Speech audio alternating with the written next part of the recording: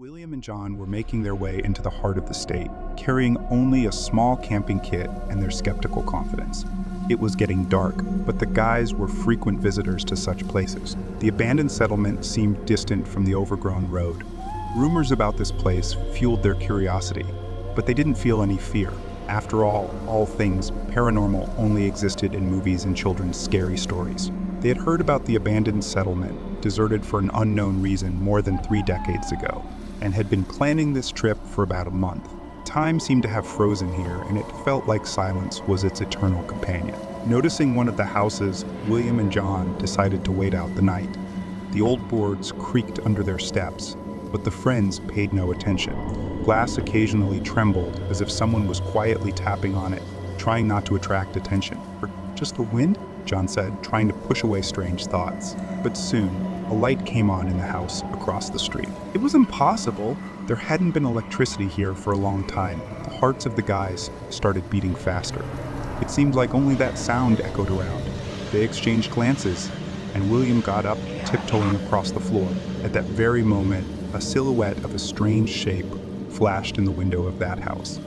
The guys froze, holding their breath. "Probably just a stupid prank," William whispered, trying to compose himself. But the next moment, the light in the house across the street went out, and the window opened slightly. Some silhouette began to crawl out. Something horrible, white as death, its long, twisted arms covered with warts. William and John cringed with tension and fear in agonizing silence.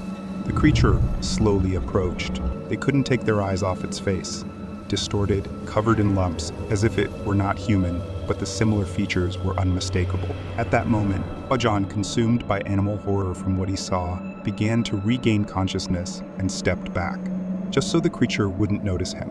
But his foot stepped on a creaky board.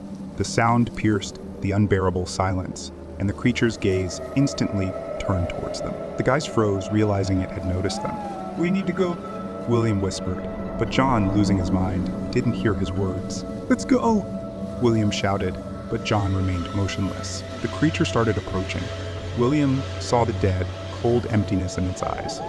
But at the last moment, it suddenly disappeared into the darkness. The approaching steps from deep within the house brought John back to reality, and in horror, he quickly followed William out of the window. They ran. Soon, William heard a scream, a horrible, wheezing scream of his friend. Turning around, he saw the creature, which until then, they could only imagine in their worst nightmares, dragging John into the darkness. William's heart pounded spasmodically. He had just witnessed the death of his best friend. He rushed to run away, not looking back. He thought to himself. William's strength dwindled, but he couldn't stop. He felt something chasing him, but not only that worried him. The houses, they didn't end. It seemed like William was running deeper into this.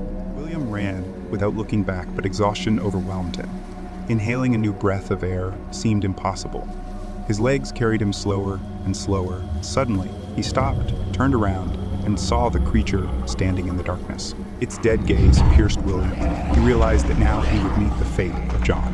"No, please," he choked on his tears, but there was no avoiding it.